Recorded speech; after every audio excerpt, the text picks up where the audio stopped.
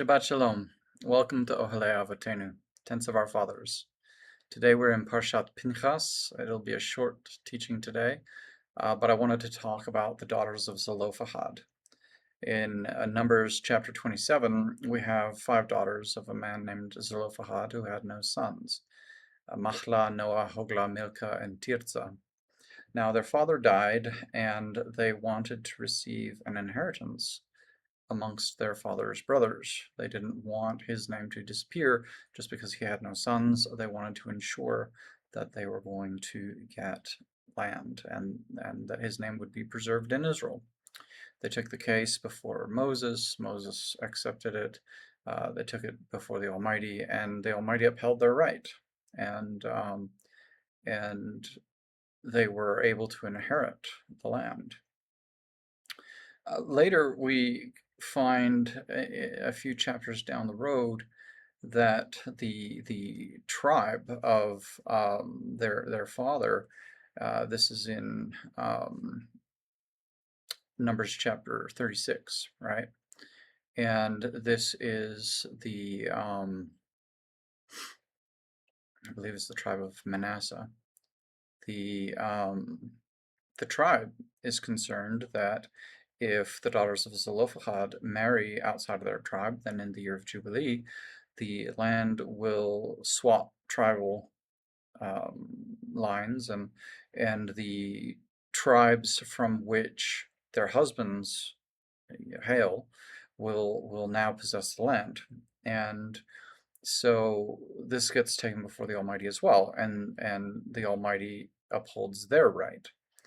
And so what they do is they figure out a way for the daughters of Zelophehad right to stand and for the tribal right to stand.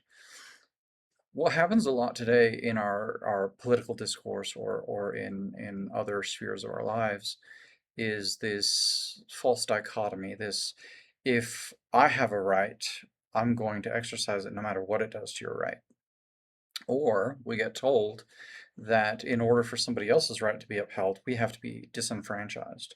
Now, I don't know about you, but if you're told that you have to be disenfranchised so somebody else can enjoy their right, you're going to fight like hell. Why should you let that stand? Why should you be disenfranchised while somebody enjoys the full protections of their own right?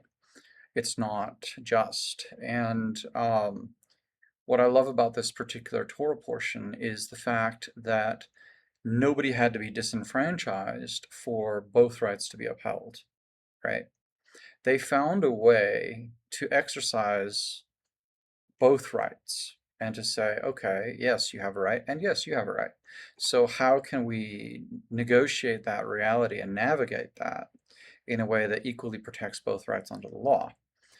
So if you're sitting there and you're saying, I don't want to be disenfranchised so somebody else can enjoy their free right, then the golden rule, which says do unto others as you would have them do unto you, would suggest that they are just as likely to fight against being disenfranchised as you are.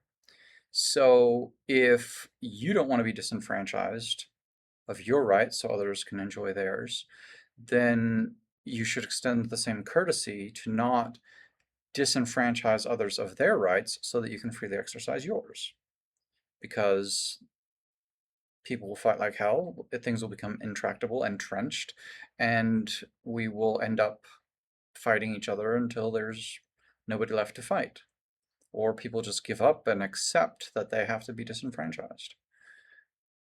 A better road is to say, okay, I have a right and I want to exercise it. You have a right and you want to exercise it. If I don't disenfranchise you, you are less likely to try to disenfranchise me. If it's a zero-sum game, right? If it's somebody has to lose and everybody's just hoping that it's not them, everybody's going to fight. They're going to scrabble and try to do whatever possible to ensure that they're not the one that loses. And that's not good for a cohesive society. That's not good for peace. That's not good for love and shalom.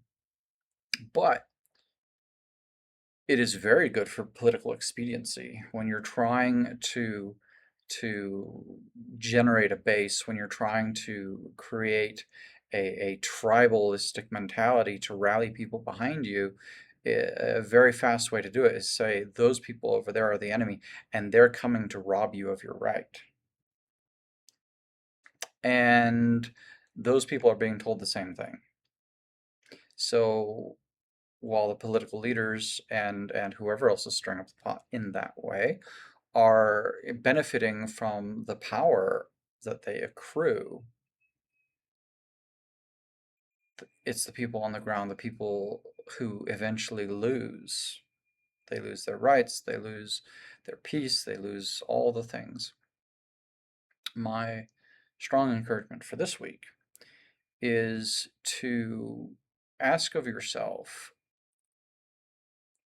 if I want my rights to not be robbed of me, can I understand that other people shouldn't have their rights robbed of them? And if I can understand that, and if I can hope that they see me as the other whose rights shouldn't be robbed, perhaps we can open up a discourse and say, okay, I have this right, you have that right. There seems to be a conflict. Can we work a solution where we can both exercise our rights and nobody has to be disenfranchised? If we can find that middle road where it's like, okay, you want this, you want that, cool, right?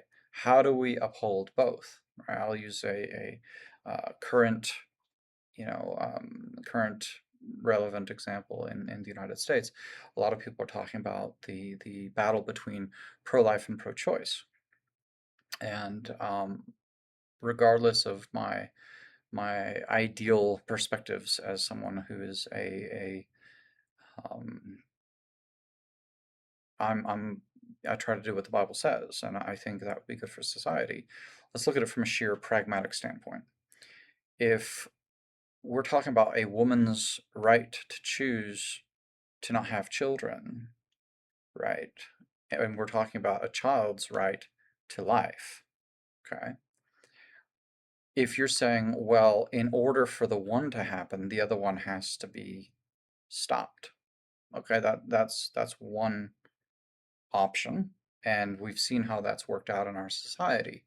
Besides the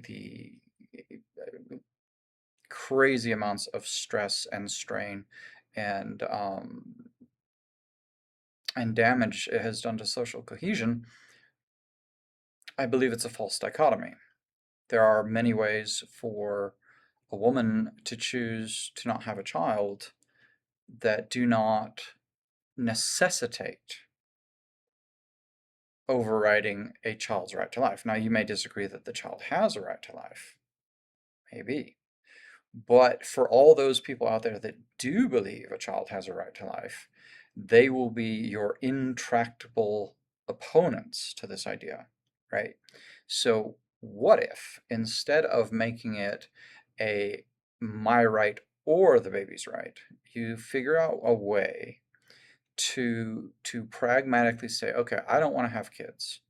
I'm going to use birth control. I'm going to, um, whatever, not have relations with people, only have relations with people who've had vasectomies, whatever the case may be that you choose to do, to say, I want to exercise my right to not have a child, but these other people over here are going to be fighting me if I try to use the option that deprives a child's right to life, right?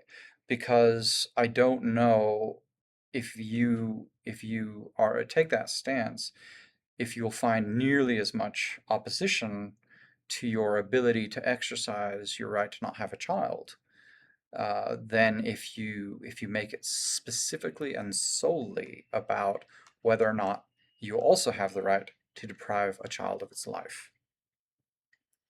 The case of the daughters of Zelophehad is very important to me, because it is better if nobody in society gets disenfranchised.